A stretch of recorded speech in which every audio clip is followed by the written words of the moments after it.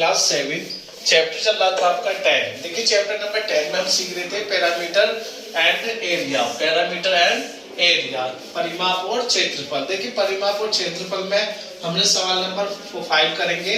सवाल नंबर 5 है page number 106 पर आपका। ध्यान से स्टेटमेंट रीड करेंगे। The base and height of a right angle triangle are in the ratio of 3:4 and its area is 1014 centimeter square. Find the length of base and height. तो आप देखिए इसमें क्या क्या चीज गिवन दे रखी है। बेस यानी कि एक right angle triangle. Right angle triangle मैंने आपको बतला रखा किसे कहते हैं, एक समकोण त्रिभुज कहते हैं। देखिए राइट एंगल ट्रायंगल अगर मैं ड्रॉ करूंगा तो मेरा इस तरीके से एक राइट एंगल ट्रायंगल ड्रॉ होगा, जहां पर एक एंगल कितने डिग्री का होता है, 90 डिग्री का होता है। देखिए मेरा क्या होगा, राइट एंगल ट्रायंगल हो गया।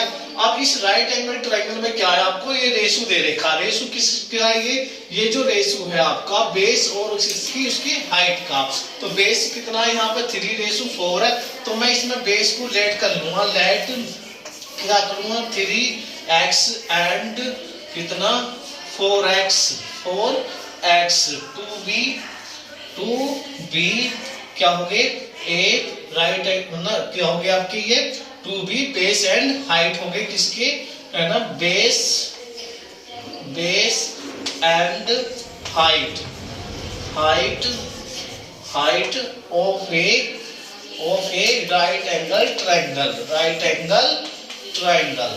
Right angle triangle. ध्यान से देखेंगे सब स्टूडेंट।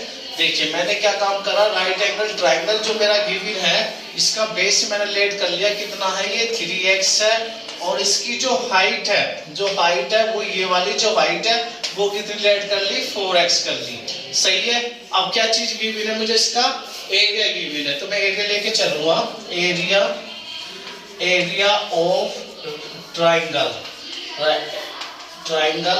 तो ट्रायंगल का एरिया कितना है आपका 1014 सेंटीमीटर स्क्वायर। सही है।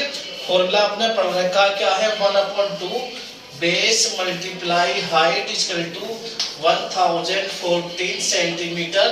सेंटीमीटर का यहाँ यूज नहीं करेंगे आप, कहीं कोई भी स्टूडेंट हाँ सेंटीमीटर लिखने की जरूरत नहीं है, आप कैलकुलेशन करेंगे सीधी।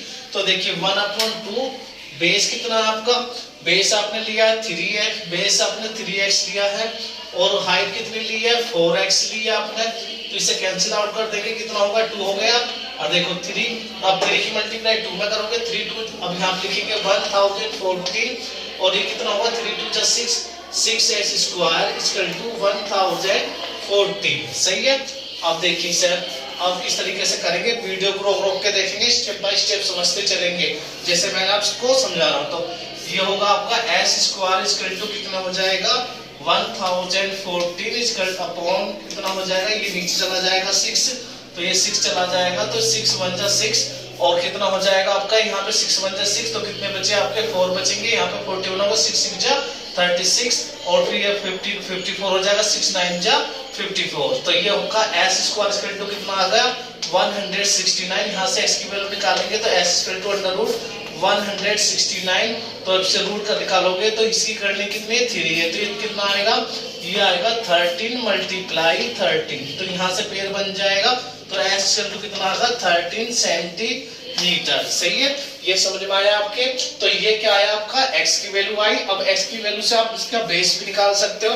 तो बेस कितना था आपका, तो ट्रायंगल का बेस था हमारे पास में 3x, तो यहाँ रख देंगे, तो ये हो जाएगा 3 मल्टीप्लाई 13 इक्वल टू कितना होगा 39 सेंटीमीटर। अब देखो इसकी हाइट देखेंगे तो हाइट कितनी हो जाएगी, इसकी हाइट है आपके पास में कितना 4x, तो 4 मल्टीप्लाई 13, तो कितना होगा 52 सेंटीमीटर। सही है। तो आपका क्या आगा, बेस भी आगा और आपकी हाइट भी आ गई। सही है। ये आपकी क्या है, हाइट है। सब स्टूडेंट हाइट नोट कर लेंगे, 4x इक्वल टू मल्टीप्लाई करते चलेंगे। सही है। तो सवाल हमारा कंप्लीट हुआ। सवाल में कहा था find the length of base and height, यानी कि आपको लेंथ और बेस आपको फाइंड करना था किसका, राइट एंगल ट्रायंगल का। सही है। सवाल हमारा कंप्लीट होगा। ये स्टेप बाय स्टेप हम करते चलेंगे। इसलिए यहाँ से फिर आप यहाँ पर आगे x की वैल्यू निकाल के यहाँ रख दी, किसमें आपने बेस में और उसकी हाइट में। अब सवाल नंबर 6 करते हैं। देखिए सवाल नंबर 4 आप HW में करेंगे, इसी के अकॉर्डिंग है। सवाल नंबर 6 देखिए, find the area of an equilateral triangle. एक इक्विलेटरल ट्रायंगल दिया हुआ है जिसकी आपको क्या साइड दी हुई है 10 सेंटीमीटर। तो साइड जो है वो इक्विलेटरल ट्रायंगल के, इक्विलेटरल ट्रायंगल मैंने आपको बतला देखा है इक्विलेटरल ट्रायंगल किसे कहते हैं, जिसकी तीनों साइडें इक्वल होती हैं। तो आप देखिए साइड कितनी है, साइड दे देखिए आपको 10 सेंटीमीटर किसकी, इक्विलेटरल ट्रायंगल की। अब सबसे पहले मैं लिखूंगा एरिया, किसका एरिया निकालना हमें, एरिया ऑफ इक्विलेटरल ट्रायंगल। तो इक्विलेटरल ट्रायंगल का एरिया क्या होता है वो नोट करेंगे, इसका फॉर्मूला नोट करेंगे। देखिए इक्विलेटरल ट्रायंगल का जो फॉर्मूला होता है वो होता है √3/4 मल्टीप्लाई साइड की पावर 2। ये हमारा क्या होता है इक्विलेटरल ट्रायंगल का फॉर्मूला होता है। अब इस फॉर्मूले में आपको जो साइड दे रखी है उसकी वैल्यू को पुट करना है और फिर इसका एरिया निकल कर आ जाएगा। √3/4 मल्टीप्लाई साइड कितनी है आपकी 10, तो 10 की पावर 2, तो कितना होगा √3/4 मल्टीप्लाई 10 मल्टीप्लाई 10। सही है। अब इसे कैंसिल आउट करेंगे, 2 से कैंसिल करेंगे, 2 2 जा 4, 2 5 जा 10।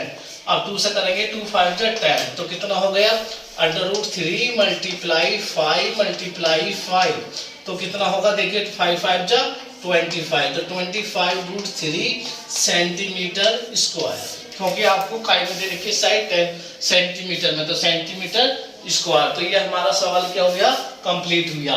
तो सवाल नंबर 6 था जो हमने करा है, जिसमें हमसे क्या पूछा था, इसमें एरिया पूछा था कि इक्विलेटरल ट्रायंगल का एरिया फाइंड करो। तो इक्विलेटरल ट्रायंगल का हमने एरिया निकाल दिया। इक्विलेटरल ट्रायंगल किसे कहते हैं, इक्विलेटरल ट्रायंगल कहते हैं जिसकी तीनों साइडें इक्वल होती हैं। तो हमने लिखा है एरिया ऑफ इक्विलेटरल ट्रायंगल। अब यहाँ पे ट्रायंगल लिख सकते हो, इक्विलेटरल ट्रायंगल, ट्रायंगल का सिंबल बना दिया, आप इसकी इंग्लिश लिख सकते हो इक्विलेटरल ट्रायंगल। तो एरिया हमने इसका फाइंड कर दिया।